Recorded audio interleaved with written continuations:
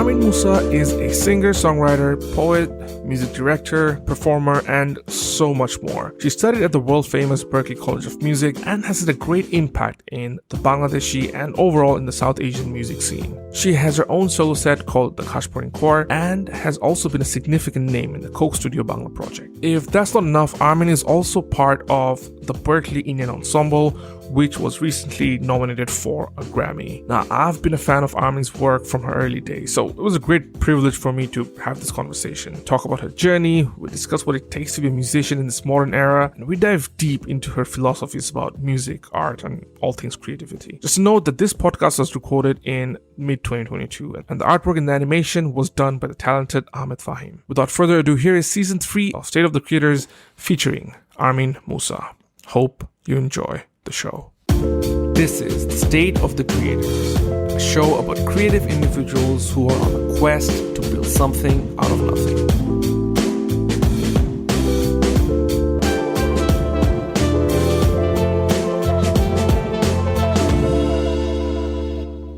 But look, I mean, for those who are unaware, who is Armeen Musa? I'll let you say it in your own words. The existential question to start with. That is a really tough question to ask me, who is Armeen Musa. I think at the core of it, I consider myself someone who creates and someone who is a student of creation. So I think that's how I would identify myself. I think I'm a student of the creative arts that I am working on and the universe and just constantly learning stuff. So that's pretty much what I do. And in some ways, you're underselling yourself because you've been at Berklee College of Music of all places. I was a student there too, so that's... You've just been on Coke Studio. You're an independent artist. You've done crazy things, but we'll get into the resume in a second. But look, I'm going to track back a little bit. You come from a very illustrious family of scholars and artists and legendary musicians. For the rest of us, we had to kind of struggle in terms of, say, being in a family who may not appreciate creative outlets as much.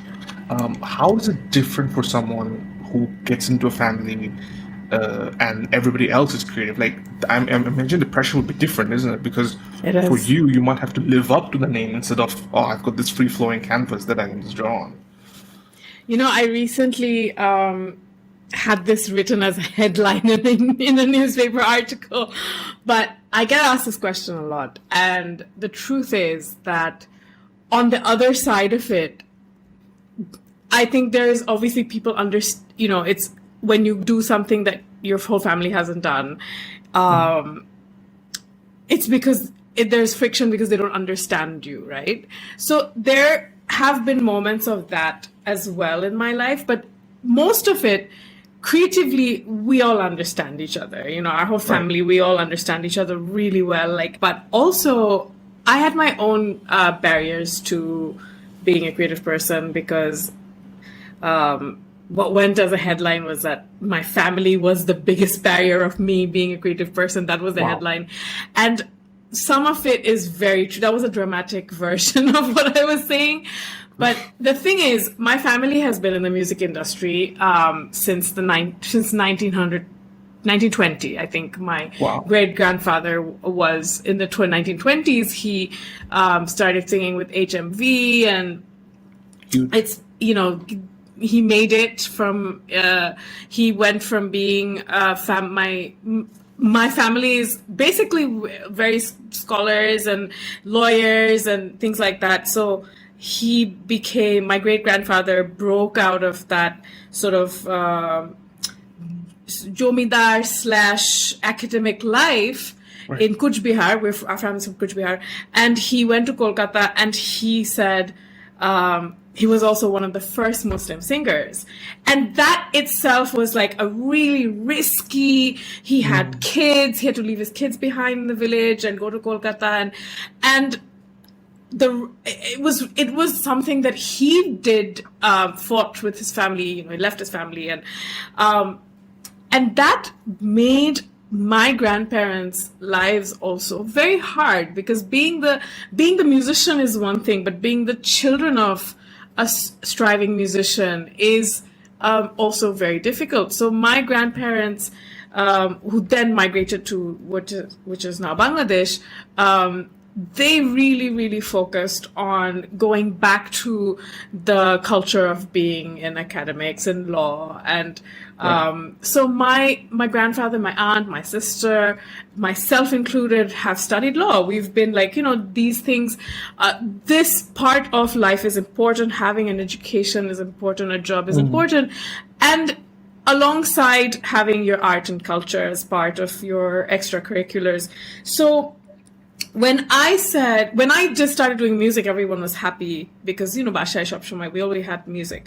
But when I said I only want to do music, right, that's when everyone came in and was like, don't you remember how much we've struggled because of that? Because my great grandfather had, he sold his songs for 1 taka, 2 taka at that time.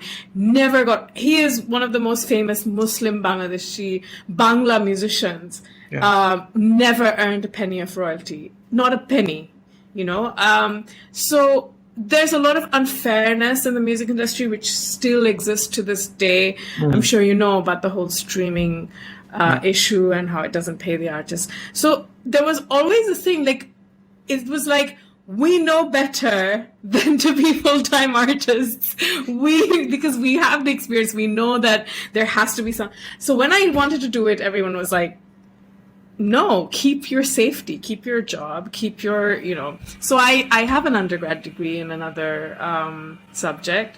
And then afterwards, I was going to be just doing music on the weekends. And I was just so unhappy. I was like, I think I was 22 and I was getting an internship into this place or going to do my master's. And I was like, no, I can't do this. So I started gigging. I came back to Dhaka and I started gigging and I saved some money and I did a course in Shantiniketan. And so, that's the way my life led me. But I think in some ways my family's like, they really get me, but in another way, they were really cautious about allowing me to be a full-time musician. And of course, now they're like incredibly supportive, but I think that caution, and after many years I've been in the industry in Dhaka for 7 years, and within the first year, I was like, now I know why they told me not to do this, because it's funny, because really hard. As I asked the question, I thought, the answer is going to be, they're going to be super supportive because, they come from creative backgrounds themselves. They've got that illustrious line of lineage of people around the family. And I think when you say that, they want you to have a safety net, it's pretty much like everyone else. Everyone. Parent, like the whole, at least in the South Asian mentality that we have, is like, you can do whatever you want, but make sure you've got that. And it's the same with sport. It's the same with, arts and culture and anything of that sort. So I actually find that quite interesting that it was the same for you as well. But even then, I think your first debut album was in 2008, if I'm not mistaken. Yeah. I would imagine that's around the same time you were studying as well. Or you were. I was doing my undergrad when I recorded my first album. Yeah. So how was that like in terms of that dual, like the dual lifestyle of having to focus on your undergrad and then, I've got this pool of talent that I want to explore and create an album by myself. How did that all line up for you at the time in terms of just having two sides of your personality go through at the same time? It was really tough, and I think it was the indication because I was studying. I studied law for a bit, and then I switched to economics. And I switched to economics because at law you have to study a lot of memorize a lot of texts, and for economics there was not so much memorizing. So I actually changed so that I would have more time to go to rehearsal and do my gigs. And so it was every decision that I made since I was 14 or 15 has been about figuring out a way to come back to music. And it's just something that made me so happy. And by the time when I was in university, I would just barely Right. I barely passed. I barely got my homework and my tests You didn't enjoy done. that side at all. What I really did enjoy, and what I really did learn is getting to know different people because I went from Dhaka, I was studying in the UK, and I got to know a lot of different people from all over the world. And in the university, we had, clubs and stuff, and they would have little gigs, and I would perform there. And it was fun. I was always everyone was really happy to have me. The Indian community, the Bangladeshi community, the overall university community. So I did enjoy a little bit of student life, I have to admit. I did enjoy a certain set of skills that I learned, like deadlines, and that really helped me in my career. Professional side so being very punctual for class, being professional. Even though I didn't love my undergrad degree, I made sure I got it done. And I, at the same time, getting to know. I went to University of Nottingham, which was so diverse. So I had got to know people from all over the world. And, after I turned 14, 15, my group has always been musicians. So getting to know people who are not musicians is also very interesting for me. And I've actually always had close friends who are not musicians. So that, I won't say that I didn't love it. I loved being in university. But of course, my goal was to get the classes done, get on the train 2 hours to London, weekend in London, doing gigs. I was part of Kishon Khan's Lokitera for about 2 years. And then in my city, Nottingham, one of my university friends and I formed a duo. We would perform in small community events. And and every summer, the 3-month summer vacation, I'd come and work on my album in Dhaka. So over my undergrad years, basically that was also part of my undergrad, that every year I would do 4 songs this summer, then 4 songs next summer, and then released it the 3rd summer. So it was part of my undergrad life. It was beautiful. It was lovely. Yeah, it sounds super hectic, but at the same time, I can almost see or hear the passion at the time you had for music, and still have, I'm sure, in terms of... Not so much anymore. Well, we'll get to that in a second, I guess. But in terms of, at least, that little Armeen in the world of possibilities, just looking at, I'm getting this done, and I'm also focusing on my music. But, the first song that I remember hearing of you was actually, the famous one with Fodba, which is the Bhromor Koio. Yeah. When was that released? Was it before your undergrad? Because you would have been really young. We recorded that when I was 17, I think. So late 2000s. I remember my 18th birthday, or right before my 18th birthday. So that was released in 2005, and we just recorded the year before, in 2004, I think. And so I was abroad. I was in the UK when it got released, and I had no idea that it blew up, because I think everybody... blew up because the only reason I knew it blew up is because one of my Indian flatmates, we had these piracy websites, Cool Toad, Cool Goose. I don't know if you ever... Ahmedabad was Bangladesh based. I'm these open websites. Yeah. And download mp3.com or something. Stuff like that. So apparently it was on the first 100 songs in this international page, and my foreign friends had downloaded your songs on this page. I'm like, oh, okay, that means it's doing well, I guess. We didn't have, I think YouTube was started a couple of years after that, so we didn't have any counts or views, or we didn't know ke shunte se, so that was really cool. And for a how teenager, did that shape you as a budding creator at the time? Was it a clear indicator for you to, if I can reach that height, that's the benchmark that I can set for myself going forward? Because you're still, as you mentioned, you're a teenager in in pretty much every way. So what does that do to you as a creative teenage girl trying to make it? I think I would have to go back a couple of years to when I was about 14 or 15. I think Arnob moves to Dhaka and releases Sheje Boshe Achi China Bhabish. And I actually, before, even though Bhromor Koio came out before that song, I had given one of my written songs and composed songs to Arnav, which got released a couple of years after that in Jhalmuri 1. And I remember this. There was at that point, we had this, being a singer and being featured by other producers and artists and, really working on singing and doing this. And then there was also like me creating stuff, like working on little lyrics. And I remember that when Bhromor Koio came out, I was very happy. Of course I was very happy. But every time someone said, that's amazing, you sound so good. And I really felt like I wish I had created it. It's Radha creation. Ifwat did the music. I felt like my role as a singer, of course, my role as a singer is important. Right.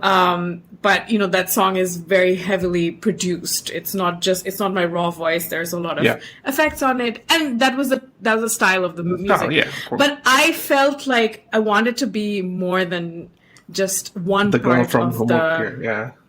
And it wasn't a bit about wanting. I felt like I was more than that. And so when Bhromor Koio got released, I got a lot of other offers, like, why don't you sing for this producer? Why don't you sing for that producer? Let's do this.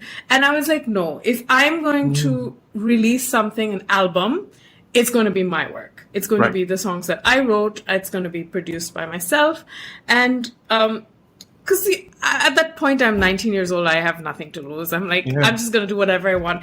And that was a very defining moment as a creative person, that in Bangladesh, women are not usually working at the top level of the music production hierarchy, right? So this, so we work as session musicians, as singers. We work as dancers, and I think for me, as a person, as a musician, I was genuinely more interested in the composing and the music over the singing, which is why I will admit that as a singer, I might not have all the chops as other people, because I've spent my time behind the other aspects of music as well.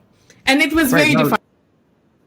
Yeah, no, for sure. I think just as you mentioned as well, like, I think it's a if you want to call it a problem or an issue, like, it is, you still don't see a lot of female composers in the country at the same level as you, even when you were doing or making your own album at the time, right?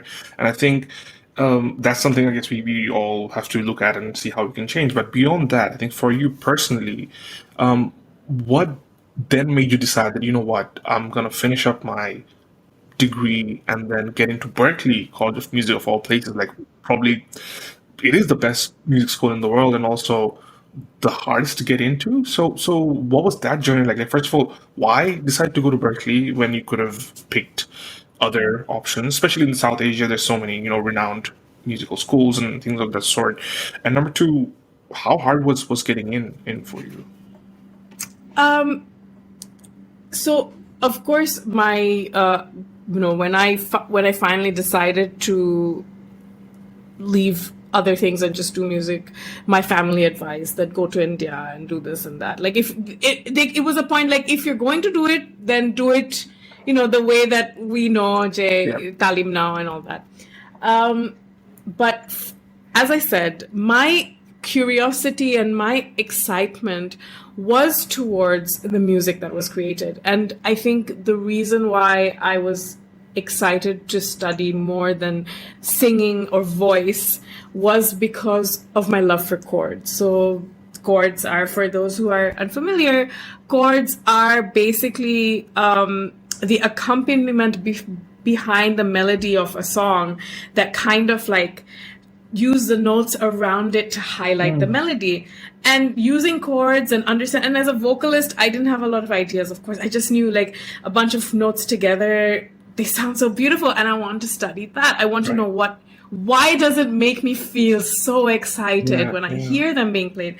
And as South Asian person with fusion interests, Berklee College of Music was the only school at the time, other than one or two others, that offered those courses where there was the scope to study world music as well as jazz. And so the music world is Western classical or jazz theory. This was a jazz school, but it also had all those like Latin jazz and this and that and that. And while I was there, the Indian class was formed the year that I joined.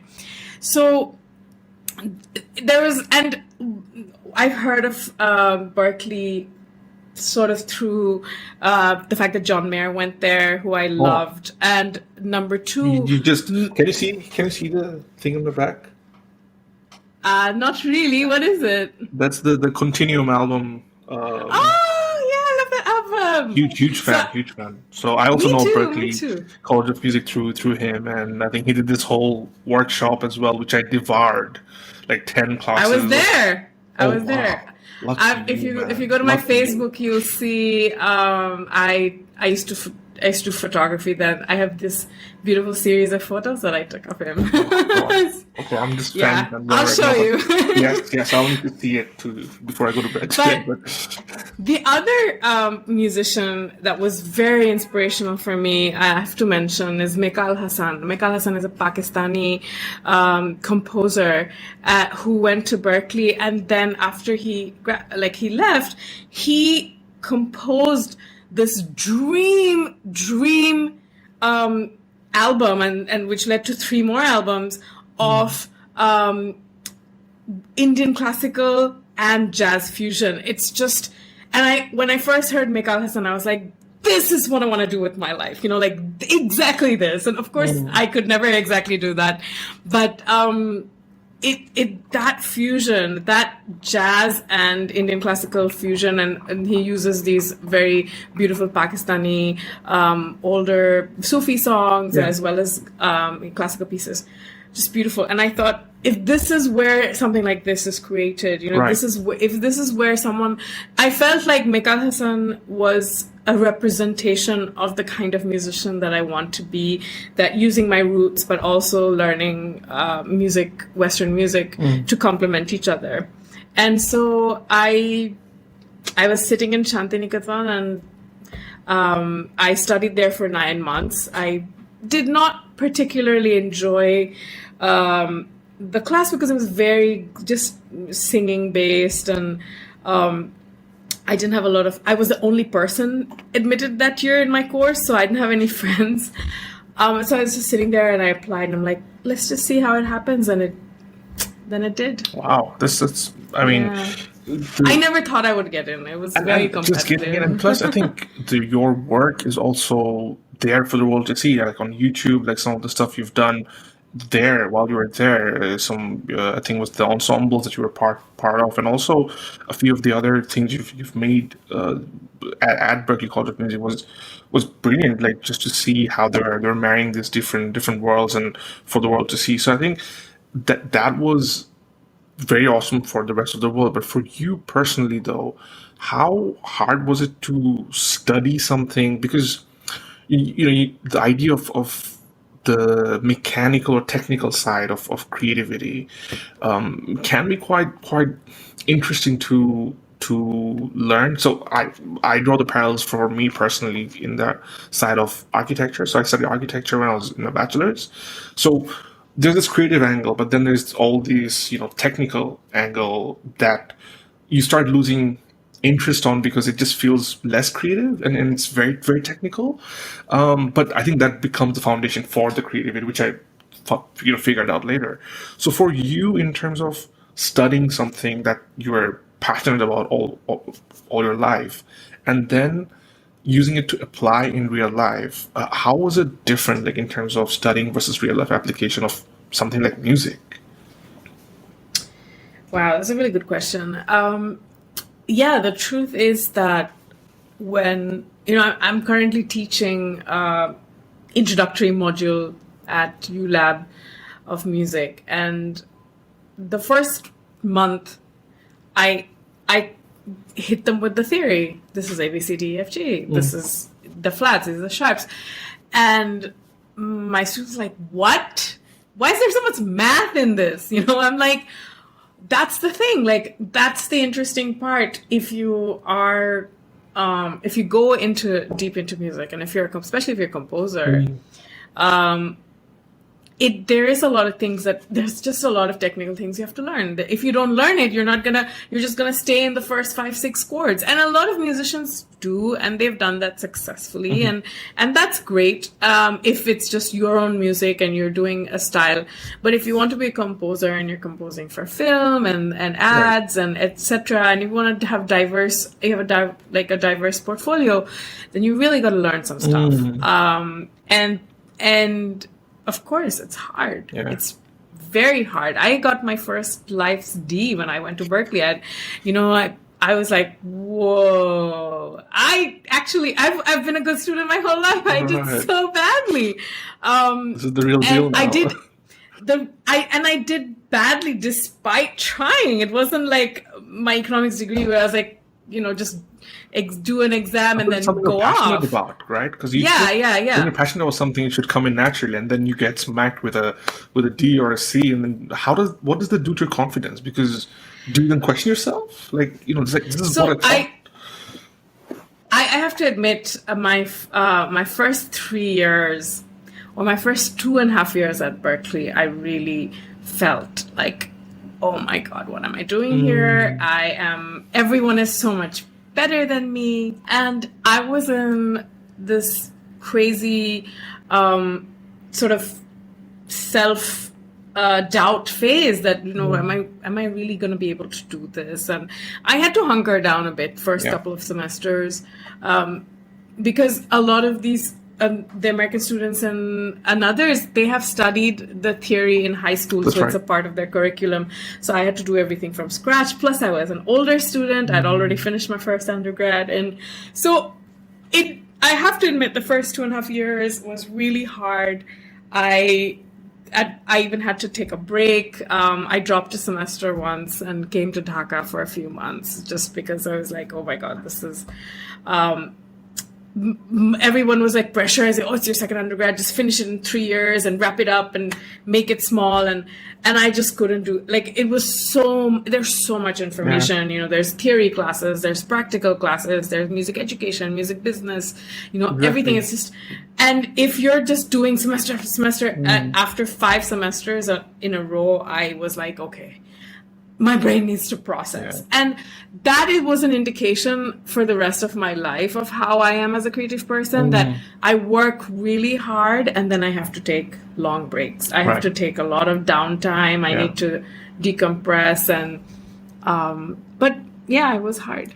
So I think one thing that we always think of music is, you just making it in the world of music is becoming this famous or glamorous person, and you're that one creator, one artist that everybody loves. But as you were saying, that when you want to be a composer or part of an ensemble, you have to learn certain things which you just can't anywhere else. So I think that understanding of what being a musician means, at least in the mainstream, is still misunderstood, because someone who's part of an ensemble would still need to study a lot of the things to be able to communicate with the composer, with all the stuff. But I raised that because you've got this other act called Ghaashphoring Choir, right? And you are the director there.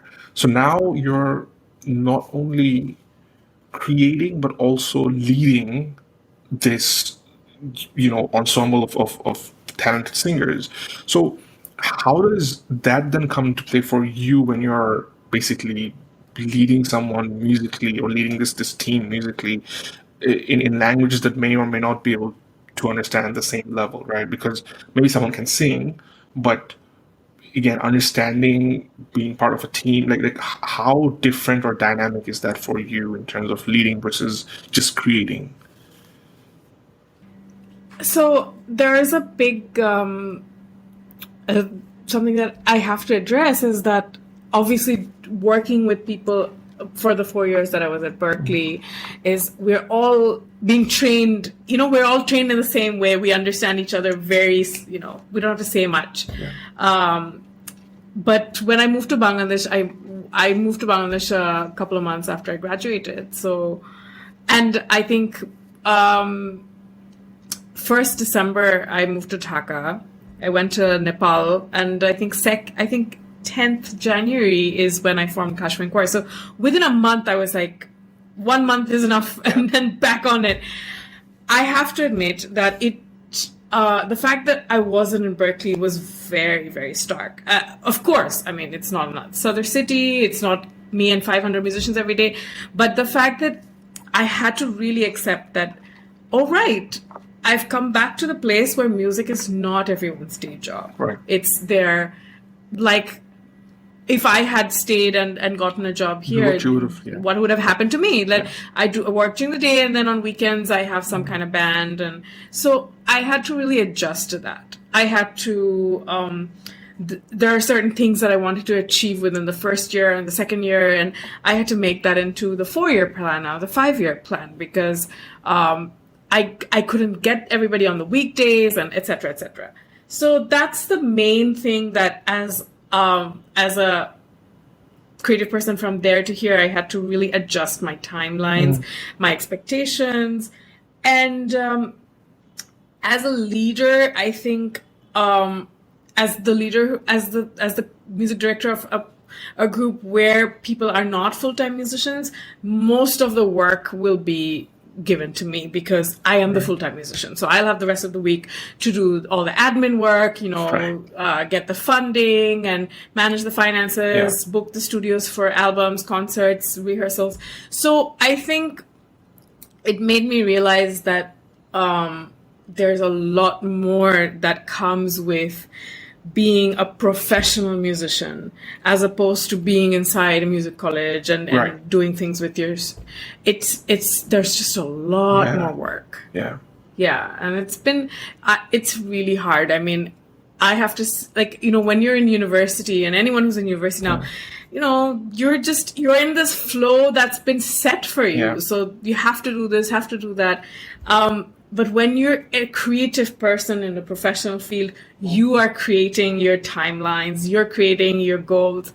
So I find that really difficult. Yeah, I think it's true for most all creatives in some ways, because you don't think about the admin and emails and all that kind of stuff. You think, I just want to be able to create and that's it, right?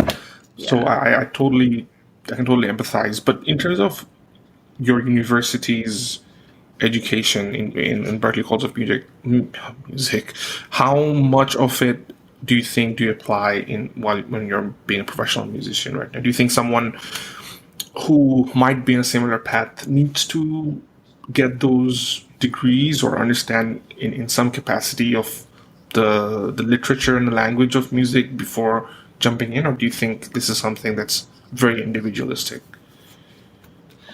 I think everybody goes through the same journey, whether you go to Berklee or you're studying on YouTube or you are. So there's a bunch of things that you have to learn. Like, it doesn't matter how you learn them. So I have friends who are composers here, way super talented, and they didn't go to Berklee like me, but they have done, 1,000 gigs. And they have made music for 100 telefilms. And that was their education, that was their courses. One of them was their sound engineering course. One of them was their chordal learning. They're picking up 100 songs for a gig. You learned all these chords. That's when they learned the theory. So everybody has their different path, but we all end up in the same place. There's no avoiding it, basically. Like, you have to, if you don't know your notes, how are you going to use them?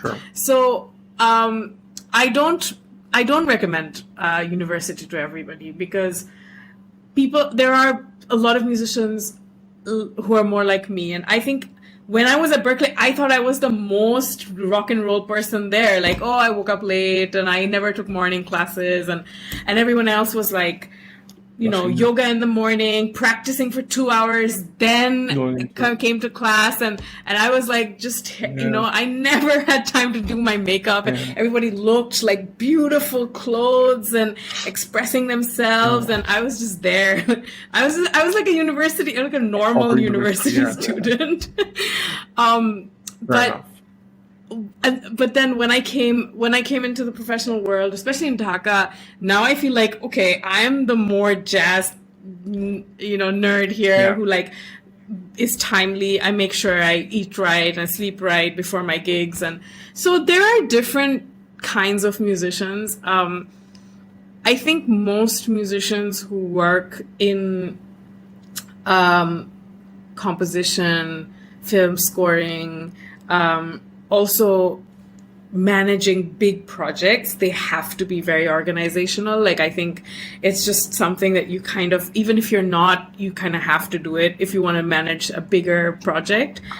And then there's a lot of people who are not, who are more free flow. So I would recommend, if you feel like you will benefit from the structure of a university, go for it, or an institution or a diploma, go for it. But if you feel like you want more like a free flowing, on the job experience, just do the music. The music itself will be your teacher. It'll be your university. And there is so much that I've learned after I've left Berklee, and in the actual field of working in music, it's like, oh, okay, now this is a way to do it that I learned the opposite way at Berklee, but this is better. So, cause I'm doing it on the job. Right. So it's really, but I recommend, I'm one of those people who likes being in class. I love being a student. Yeah. So for me, this worked. I mean, you introduced yourself as a student to start with, so. I think one of my favorite songs of yours is Jokhon Chole Jao. I think it maybe mid 2015, 2016, I think, when you released it. What I love most about it is, it's quite unique in the sense that you don't really get to hear such jazzy renditions of Bangla songs, right? You usually get, someone who from Bangladesh. If they're making a jazz album, it's usually English, or if they're making an indie pop album, it's usually in English, right? So to have such Western influences in a Bangla songs is quite rare to start with. But I say that because you have made that number thinking, obviously the way of self-expression. Do you think about the audience as much when you're creating in terms of who's going to listen to my work, or is it primarily that I want to express myself and whoever takes it up? Because, if you maybe thought of audience, you probably wouldn't have made Jokhon Chole Jao as the way you did, because it's not quote unquote popular in the mainstream, right? So how does your mentality work when you're creating stuff, or when you used to create stuff? I have to say that this is something that a lot of my peers tell me, you should think about the audience, you should think about, what's trendy. And sometimes they're like, just do it, like, ekta gan koro, ekta orokom gan koro. But, for me, it's more like, I feel like my audience senses when I am enjoying myself. And even though it'll be a smaller group, that's fine by me. Because I have chosen this career despite all the odds. And if I'm going to be making music and then I'm making something that I don't even enjoy, then what's the point? I might as well have been an economist, So when I'm making music, I have to enjoy it. And I don't think about other people first. I think about my enjoyment first. Right. And it's great when people do connect to it. I have a couple of songs that a lot of people connected to it. I have a couple of songs that few people connected to it, but like, I love them equally. I was not thinking about making hits, and I never have, and I hope I never do. Like, this is really, like, honestly, my plea to myself, Jay, if you want hits or fame or fortune, like, there are ways to do it. But I hope that I don't take those easy ways. Like, I hope I do it the hard way. Like, really doing something that I love, and then that blows up and I become super successful. So if it clicks, if it doesn't, it's fine because you're enjoying yourself. That's the way you look at it. But do you ever... when it doesn't click, you feel sad because you poured yourself into it, right? Like, of course, I have a couple of songs where I was like, oh my God, this is like the best song I've ever made. And people were like, that's one of, it's all right, you know? And then I was like, oh, I'm sad. But, you know, I honestly think that nobody has heard my best work yet. Hasn't been released. I think Onik Din Por, the song that I released in 2018, it's the only song that I've made a music video in the last few years. I think that was like a really special song. Other than that, I think I don't like any of my songs. But that just goes against what you just told me, because it feels like you told me that you don't make hit songs because you want to enjoy yourself. So I really loved making them, and then I'm like, I grew up from them. Fair enough. But it's quite, you know, it's I think it's the conflicting mind of an artist, isn't it? Like we want to make stuff that we want people to connect with, but then when we think of a hit, which basically means you connect to as many people as possible, I think that's when we kind of feel turned off, because it's like, oh, why do I have to compromise what I'm doing? Like, do you feel it's almost like this rebellious nature we have? Like sometimes we do it irrationally, even if we don't need to. Yeah, I think so. I have that for sure, because it's firstly, like any human being, I also am very aware of the fact that a lot of the people I grew up with are like super famous now. You know, I was abroad for 10 years, but 10 years later, everybody else was doing the music and they were like really famous by the time I got back. So there's always this comparison. And then my other friends, they're, you know, successful investment bankers and business entrepreneurs. So there's always this like pressure, like of being successful. And I struggle with that, like deeply, deeply struggle with that I have to remind myself on a daily basis that your success it's quality, not quantity. Like I have a few fans. I know there's like, I was supposed to drop an album day before yesterday and I didn't. And I wrote on my Instagram, like, I know no one's going to read this, it doesn't matter, but I know there's like 3 people who really were waiting for that album. I'm like, I'm really sorry. It's going to take me a couple more weeks. And those 3 people actually replied. It's random 3, I said, but I got 3 replies. And they were like, we'll wait for you, take your time, excited to listen to it. And that to me is my success. That there is a person who eagerly waits for my music the way that I wait for Gogo Penguin or Phasia or whatever bands that I love. And I think I have to remind myself that is also success. Right. It's not always the fact that I have 3 million followers. I don't even have 100,000 yet, but that's okay. Like the numbers are numbers. It's my connection. My success has to be that the song that I created connected with someone, and sometimes that's 3, and sometimes that's 300. That's the artist's gamble anyway, right? So yeah, but I think for me personally, sometimes I totally get what you're coming from, and I'm not a professional musician, but I do create stuff in other capacities, and I also go through the same thing. Like who is it for? If it's for myself, then I shouldn't really care if it's hitting the numbers or not. But I think the world we live in, we live in that cross section of for someone else and for myself, and I think if we can build that middle section as wide as possible, I think would be my personal kind of daily way to say that, okay, this is what success would look like. Because sometimes I feel I hide behind that similar curtain that just because someone isn't listening, that's fine, but deep down I'm more of it like, I wish a few more people watched what I made or connected to what I made. You know what I mean? So I think it's a way of kind of making myself understand in some ways that it's okay, but a part of me is also like, what, it's not okay. You should get up there and do stuff. So I think this struggle is quite universal for any creator, especially in this world, right?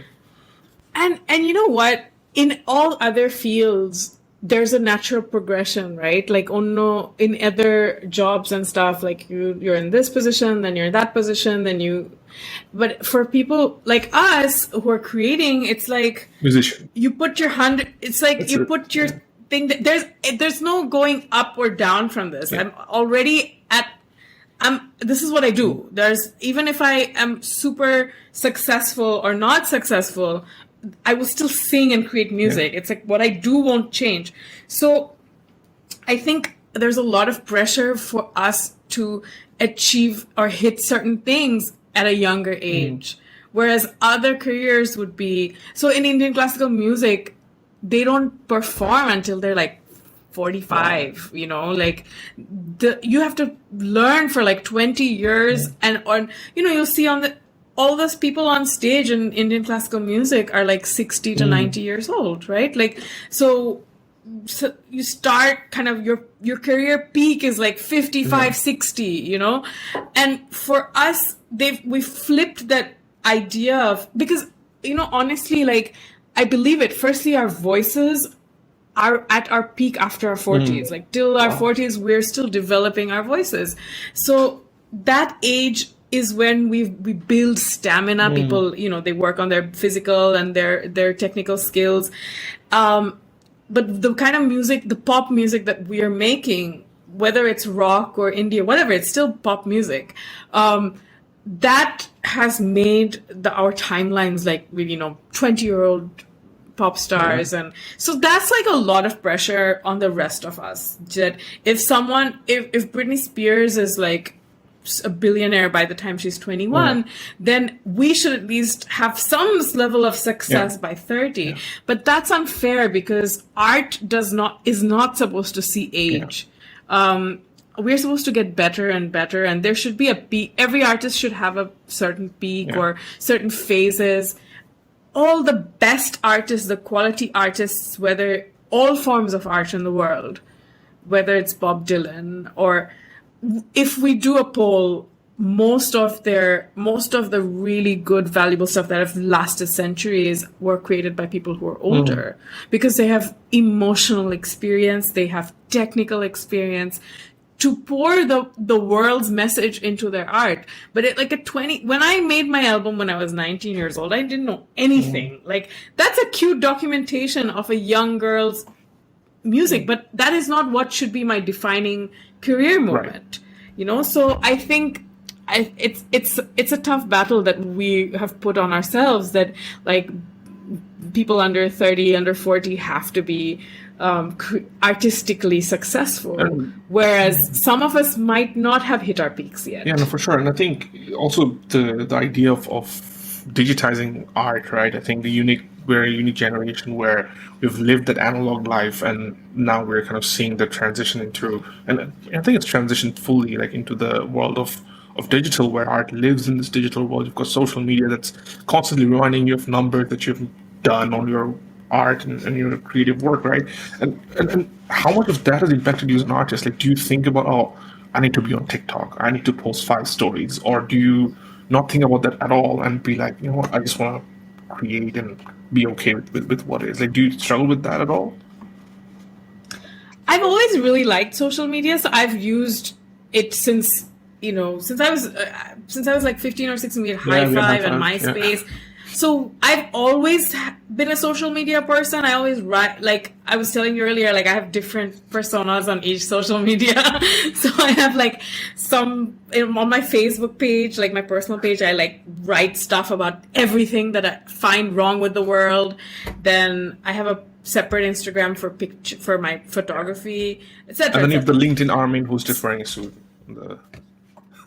No, the LinkedIn Armeen is not wearing a suit. The LinkedIn Armeen is still a musician. But I think, like there's just, on Twitter, I'm like, I know nobody goes to Twitter from Bangladesh, so I can just write whatever I want. That's the cue for listeners to follow you on Twitter, I guess. Please follow me on Twitter. That's where I'm most honest about things. Yeah. This backlash. Something, like sometimes I would like to say something on Facebook and I'm like, I mean, just don't do that. Like you're a public person. Yeah. It's probably best you don't write certain things. And then I just go and write it on Twitter just to release it. Nobody will read it. Perfect. Fair enough. But yeah, so I think I do social media very naturally. Right. Like when I enjoy it, I do it. But then there came this trend where like you have to constantly post pictures of yourself, stories, and blah blah blah. And I was like, there's no way, unless I'm going to be an influencer and I'm making money from this, I'm not going to let this device use me. I go off social media whenever I want. There's been like 2 years I wasn't on Twitter. There's been like Instagram. I just opened my official account like 2 years ago because I was like, I have a Facebook. People can find me there. I have a website. People can find me there. But it's not. I very much refuse to like have to be. Oh, you have to do whatever. What is it? This and that. You have to post this and that for engagement. I'm like, what the this and that? Like. So I do polls all the time. Do you think I should release my Bangla song next to my English song? Like that's because I genuinely care about it. You know? Yeah. So I don't.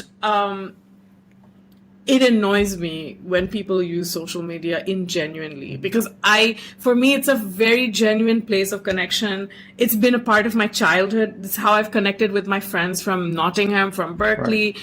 It's really how I write my most private thoughts and poems, and when I was going through heartbreak, I poured myself on these platforms. I shared my life and everything, my heart. And then it's like, everyone, when you see your feed with like some of the fake stuff that happens, it's just like, oh my God, I want to know you, but not like this. Yeah. This is not knowing you. This is really, even the people that I follow, like as celebrities, like Jade, who I follow, I only follow people who are genuine on their social medias because it's boring. I don't have time for the fake stuff. No, that makes sense. You mentioned earlier on that how the glamour of being an artist is just fading away in your mind because when you're younger, you thought, like that whole rock star idea, that the glamorous thing versus the reality today has really shifted for you today. Why do you think that's the case, and how you're tackling that in terms of being a creator today, a creative person today?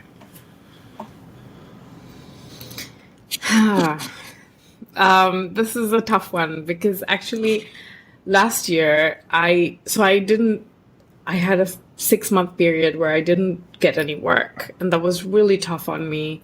Prior to the pandemic, I felt like I was in a really good role. I was gigging, I was composing. My choir was just finished an album. I'd gone abroad for a bunch of shows. So then the pandemic hit and I thought, okay, we'll wait, we'll wait for things to open up. And when things did open up, it didn't open up for me personally, right? And I think the top tier musicians got work first, and then the wedding singers and stuff got work for weddings. And then, like, I still consider myself quite indie. The indie group who do it professionally. I'm an indie musician who works in the pop world. I was one of the last to kind of get called to open. So I really had a tough time in 2021, and I was this close to thinking of doing something else. I was like, I'm going to give myself one more year. And if 2022 doesn't work out, let's pack bags and immigrate somewhere and just, to have a normal life. Thankfully, in about November, I got called in to do some work for this company. They're doing music. I will release it soon, so I can't mention yet.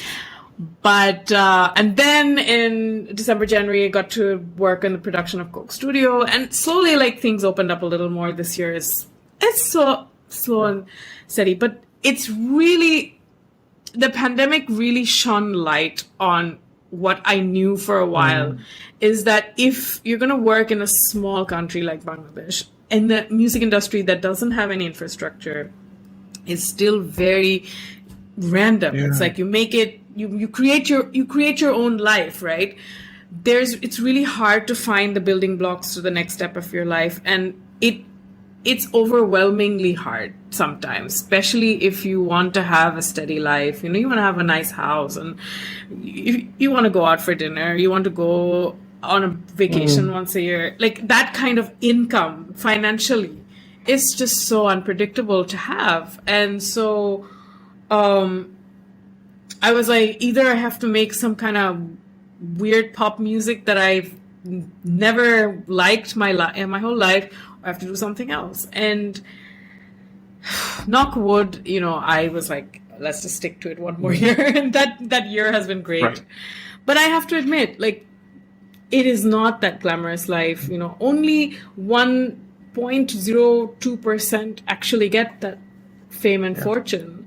The rest of us, we work really hard on a job that pays less, and is unstable and predictable, and it's beautiful. I wouldn't do anything else, but it's hard. And I didn't realize how hard it was until I was It seems like you've the words you've mentioned is struggle. It's difficult. It's hard. It can break you to the point where you don't want to do it anymore. Why continue? I don't know why I'm continuing, honestly. You know, when I had this moment. I wrote on my Facebook, like, does it even matter? I've been planning to release this album that I've been talking about for a few years now. It's a live album. I recorded in Sydney, actually. Oh, wow. It's called Live in Sydney. In this beautiful Django bar in Sydney. I performed in 2015, December 13th. And I recorded it live, and I've been planning to release it. And then I thought, no, I don't want to release a live album. Then I thought, yes. So I've had this, like, I've been telling people about it. I might release it, might not. And one day I realized I had given myself a deadline, and I didn't do it. My deadline was 31st December 2021. Right. And I think sometime in January, I just wrote on Facebook, like, does anybody even care if I never make another song ever again? Like, will it really matter to anyone? Like, I feel like it doesn't. And then I did get a few people who, you know, a lot of people, my friends, of course, on my Facebook were like, oh, she's going through something, let's write something nice. But I did get actually some genuine messages who are like, no, we will listen to it. We are waiting for you, you know.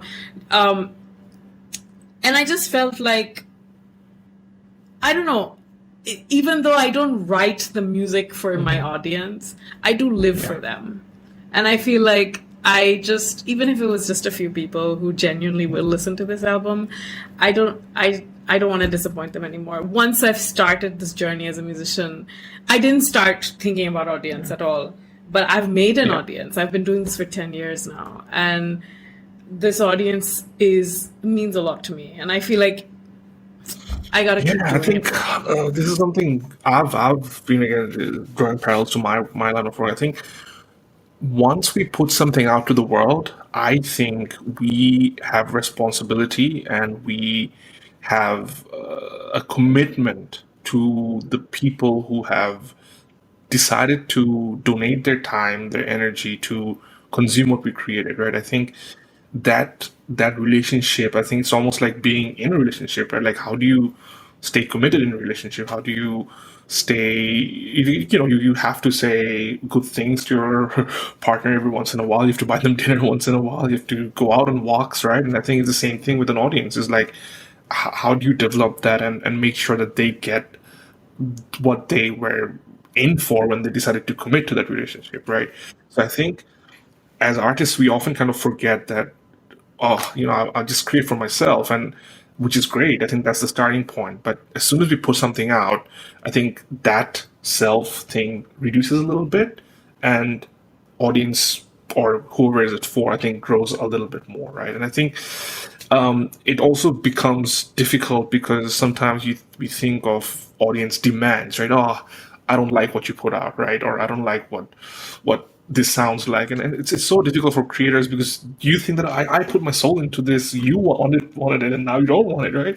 So I think it's very that's the way I look at it, right? I think that's the struggle that we have as creators on a day-to-day basis, because if it's not for me, it's for someone else, and if it's not for someone else, then who is it for, really, right? When you ask that question, that if I didn't put out something, would it really matter? I think there's two answers. I think one, yes, it won't matter. So no, it won't matter, and yes, it will matter. I think the idea is that when we push something out, it's in this world we live in, it's all attention, right? If I didn't post this podcast today, there's another podcast that people will listen to it, right?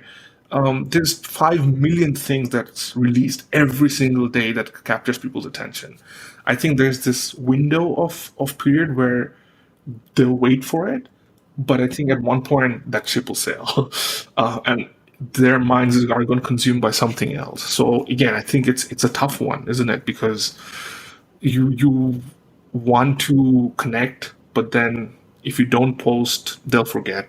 But there's a few who will think about you 10 years, 15 years, 20 years, because you are part of their life at a difficult time. Your music helps them get through a heartbreak or get through an emotional, turmoil, and you were responsible for that, right? So yeah, I think it's a very difficult relationship that you have to maintain, I guess. Yeah, I honestly, I love that relationship more than anything. And I think one of the reasons why I went through such a tough time in the pandemic is that I did a average 1 gig a week, and then I didn't see my audience for a couple of years. Even now, it's not that frequent. Every once in a while we have a gig, but it's been like, it's been one-sided. Like I'm talking, I'm writing on Facebook or posting on Instagram, but I'm not really getting the sound back as much as I would in person. Yeah. The applause is their communication with me, right? So it's been it's not just. Sometimes I feel like, for especially someone who's a small artist like me in a small community, it's not just me. Sometimes my fans are also responsible for how I feel and how I behave as well. When I get on social media or on my website, if I get certain sort of response, I get so happy and excited and inspired, and when I don't for a while, that also bums me out. So you're right, it is a relationship. It's a tough one, to say the least. Look, I know we've talked for quite a while, so I'll have a few other questions before we head out. But what is quality to you when it comes to creative work? How do you define quality when you listen to something, when you look at something and go, oh, this is great? Like, what's quality to you? That's a good question. I guess I'll respond in terms of music, because that's how I can describe it technically. For me, it's not necessarily I have to say, of course, the first thing is, of course, being genuine, the emotions, the lyrics, not just, give me a tune, place the lyrics on it and make a funky beat. That's not enough sometimes. Like, it really has to move me either emotionally or physically, or I listen to a lot of jazz, which doesn't have a lot of vocal music, so not a lot of lyrics, but I feel so connected to it. So I think what I experience as a creator, like when I enjoy the music, my audience enjoys it. I feel the same way when I listen or see a piece of art, that I can see the enjoyment there. And that's quality for me. But also, there are some technical aspects, especially in music, that I really appreciate. Mixing, mastering, production quality, for sure makes a big difference. I hear, even sometimes in a Bollywood song, I'll hear something and I'm like, that is outrageous. It would have taken them 5 minutes to fix that. Like, why wouldn't they fix that?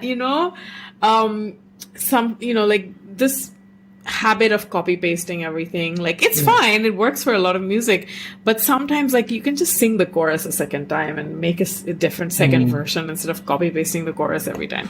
So just things like that I really appreciate. When what attention to detail, I think, is something that I appreciate, and that is where the quality lies. Right. I think sometimes, again, as creators, we create something for other creators to find as well. I think when you find, as a musician, when you find stuff you think that's only another musician can understand, I think that's a great feeling, right? Sometimes you hear the sub bass of a song, it's like, oh, that's how did you think? Like, sometimes we listen to like Billie Eilish, right? Phineas is the brother who produces it, and the amount of sub bass he does on productions, like when you put headphones on, it's like I didn't hear it anywhere else. Where's that even coming from? So I think that's really cool when you can pick out those little details. But for you personally, do you have any habits or rituals that you do to make sure that your creativity is ongoing, or do you practice anything that helps you with it? In my school, it was taught to us that creativity is a muscle. 100%. And so like anything else, you have to, like, muscles need to be worked out. So you need to keep on working it all the time. Having said that, I think I take too long breaks. I'm prone to switching off and just, I think the marinating part of creativity is longer for me. I take the actual creating, bits are shorter, but ritualistically, what is really important to me is being healthy. So physical and mental health. I think that's what I work on. I have depression and anxiety, and I've, really worked on keeping it at bay in a really high adrenaline job I have. So sometimes when we're on one of those like big productions and 12 days, we're like on every day. And I can feel it. Okay, so I'm going to burst soon, so I better get a nap in. I better do. So taking care of myself is something that has really helped me as a musician and being in this music industry. Just, I know my limits. I know sometimes I cross my limits, and that's fine. I just like Sharat Kaj Kurlam. Just, and then party all night as well. Cause I'm so on, like, I don't want to sleep now. But then like 3 days I will just take off and be like, go back to the gym and do my yoga and things like that. So I think taking care of myself. That's great advice. Anything you're looking forward to in terms of releasing, building, creating that we can look towards? Yeah, I'm super excited. And God knows how long it's going to take me to finish this. But I am working on my poetry book, and I'm working on my next album. So I'm excited for them both. Like, when I think of them finished in my head, it's like, oh my God, it's so cool. But none of them have happened yet. I'm releasing that live album in the next month. And then I'm going to start work on the poetry book and I haven't made a studio album since I left Berklee, so it's been about 7 years. Yeah, I think that the visualization of pressing publish or just pressing launch on any creative project is, I think, one of the best top 5 feelings in the world, right? I think when something's done and it's out there, I don't know, I love it too. So, finally, for sure. Any words for aspiring creators who wants to walk the path of being a professional musician? So 3 actionable steps, or 1 big actionable step that you can think of that will help another creator listening in. Okay, first and foremost, have make time for practice. Your skills, before you throw yourself into the world, before you're jumping into the race, and this is actually something that I picked up from the John Mayer workshop, is it's not about being at the right place at the right time. It's being at the right place with the right skills. So if you have practiced for 5 years, if you have worked on your own projects, you've had the experience, then when the right opportunity comes, you can actually grasp it and really do well. But if you're just networking all the time and too busy for the actual skill making, then you're not going to rise to the occasion. So your skills are the number one thing. Your whether it's singing, guitar playing, composing, whatever, that's the most important thing. Number two, for aspiring musicians, I will say listen. Spend as much time listening to other people as much as you do creating, because that's how you're going to evolve, and that's how you're going to learn. That's pretty much how you're going to learn. It can be through classes, it can be through just music or just listening to albums, but like listen to other people, listen to their advice, listen to music. Music will just teach you everything on its own anyway. And the third, I already mentioned, is take care of yourself. Especially for musicians, our body is our instrument. Whether you play an instrument or whether you sing, you're using your fingers, you're using your toes, you're using your whole body. I think having a good, healthy lifestyle is just gonna take you further. If your instrument will be cleaned and tuned and ready to go if your body is fit. So it doesn't mean everybody is the same, but it means whatever works for you. Well, Thank you so much for your time. It's been fantastic. It was very, very insightful. I love the perspective you bring to the Thanks table. for having me. And hopefully we can do this, face to face one day, because this just doesn't feel right. Sure. Yeah, I would love to. I was looking forward to doing it face to face, but now I found out since you're not here. But yes, would love to meet you when you're in town again. Thanks, Armeen, and hopefully we'll catch you soon. Cool. I'll leave it here. Don't leave just yet. I'll just